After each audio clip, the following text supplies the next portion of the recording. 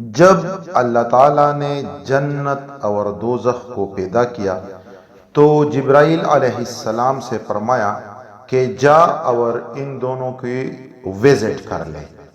اب جو حضرت جبرائیل علیہ السلام نے ادھر دیکھا وہ آپ کے سامنے میں رکھتا ہوں۔ یہ کہانی حضرت ابو ہریرہ رضی اللہ تعالیٰ عنہ سے روایت ہے، اور وہ کہتے ہیں کہ حضور صلی اللہ علیہ وسلم نے ارشاد فرمایا، جب اللہ تعالیٰ نے جنت اور دوزخ کو پیدا کیا تو جبریل علیہ السلام کو بھیجا اور فرمایا تم جنت کو دیکھو اور جو نعمتیں میں نے اس میں جنت والوں کے لیے تیار کی ہے ان کو بھی دیکھ لو۔ تو جبرائیل امین آئے اور جنت کو دیکھا اور ان کی نعمتوں کو جن کو اللہ تعالیٰ نے جنت والوں کے لیے جنت میں تیار کیا تھا دیکھا، تو اللہ تعالیٰ کے پاس لوٹ گئی حضرت جبریل علیہ السلام اور عرض کیا، مجھے آپ کے غلبہ کی قسم جو شخص بھی اس کا سنے گا وہ ضرور اس میں داخل ہوگا۔ اب اس کا مطلب یہ ہے کہ جبرائیل علیہ السلام نے جنت کی زمین، اس کے پودوں، جنت کے درختوں، اس کے پھل، اس کے مکانات، اس کے نوکر چاکر، اس کے پاک دامن عورتوں کو دیکھنے کے بعد کہا کہ اے اللہ، جو بھی اس نعمتوں سے باخبر ہو جائے تو وہ ضرور کوشش کرے گا کہ وہ جنت میں داخل ہو۔ اچھا، ایسا کہنے کے بعد اللہ تعالیٰ نے جنت کو حکم کیا کہ تو وہ ناپسندیدہ اعمال، یعنی وہ اعمال جن کے کرنے سے نفس انسانی کو کوفت ہوتی ہے، میں چھپ گئی۔ جنت یعنی کن اعمال کے بدلے آپ کو ملے گی، تو یہ وہ اعمال ہے جن کے کرنے سے نفس انسانی کو کوفت فیل ہوتی ہے۔ پھر اللہ تعالیٰ نے حضرت جبرائیل علیہ السلام سے فرمایا اب اس کے پاس پھر جائیے اور اس کو دیکھیے اور جو کچھ تکالیف اس کے رہنے والوں کے لیے تیار کی ہے ان کو دیکھیے۔ حضور صلی اللہ علیہ وسلم فرماتے ہیں کہ جبرائیل علیہ السلام پھر گئے اور دیکھا تو وہ ناپسندیدہ کاموں میں چھپی ہوئی تھی، جنت ناپسندیدہ کاموں میں چھپی ہوئی تھی۔ اچھا، اس کا کیا مطلب ہے؟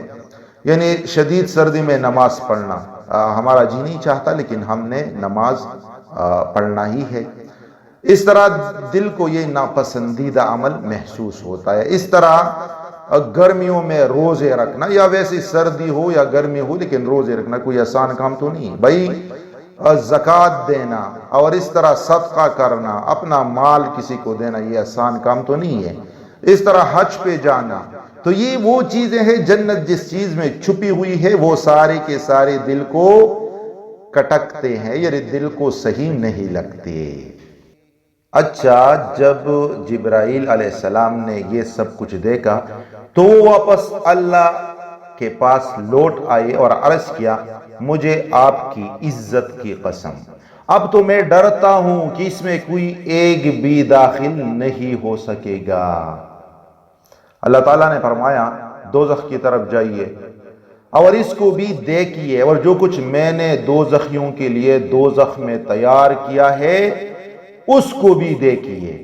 تو انہوں نے اس کو دیکھا اور جو کچھ اللہ تعالیٰ نے دوزخ والوں کے لیے تیار کیا تھا دوزخ میں اس کو بھی دیکھا، تو وہ ایسی نظر آئی کہ اس کا ایک حصہ دوسرے پر بڑھ چڑھ رہا تھا۔ تو جبرائیل امین واپس آئے اور عرض کیا، مجھے آپ کے غلبہ کی قسم جو بھی اس کا سنے گا اس میں داخل نہیں ہوگا۔ یعنی جہنم ایک ایسی خطرناک جگہ ہے، جو بھی ان عذابوں کے بارے میں سنے گا تو وہ کوئی بھی اس میں داخل نہیں ہوگا۔ تو اللہ تعالیٰ نے اس کو حکم دیا تو وہ خواہشات اور شہوات میں پوشیدہ ہو گئی۔ کیا مطلب؟ آپ کا من جو ہے غلط کام کرنے کے لیے چاہتا ہے، آپ روزے نہیں رکھ رہے ہو، اس کو آپ کا من کر رہا ہے، آپ نے نماز نہیں پڑھنی، آپ کا من یہی کر رہا ہے، آپ نے ایسی مختلف غلط کامیں ہیں جو آپ کا من چاہ رہا ہوتا ہے، تو ان کاموں جو آپ کا من چاہتا ہے ان کاموں میں جہنم چھپا ہوا ہے۔ اچھا ہو کہ حضرت جبرائیل علیہ السلام نے یہ ساری سٹوری بیان کی تو اللہ تعالیٰ نے اس کو حکم دیا تو وہ خواہشات اور شہوات میں یہ جہنم پوشیدہ ہو گئی۔ پھر جبرائیل علیہ السلام کو حکم دیا کہ واپس لوٹ جائیے اور دیکھیے۔ جب اس نے دیکھا تو عرض کیا مجھے آپ کے غلبہ کی قسم، مجھے پکا خوف ہے کہ اس سے کوئی بھی نجات نہیں پا سکے گا، ہر ایک اس میں داخل ہوگا۔ اب صورتحال یہ ہے کہ واقعی جنت اور دوزخ کی صورتحال ایسی ہی ہے، مگر اللہ تعالیٰ نے اپنے ایسے حضرات ایسے بھی پیدا فرمائے ہیں جو اللہ کی فضل و توفیق سے جنت والے اعمال کر کے دوزخ والے اعمال سے بچ کر جنت میں پہنچیں گے۔ اللہ تعالیٰ ہم سب کو جنت میں اعلیٰ درجات پر فائز فرمائے، آمین۔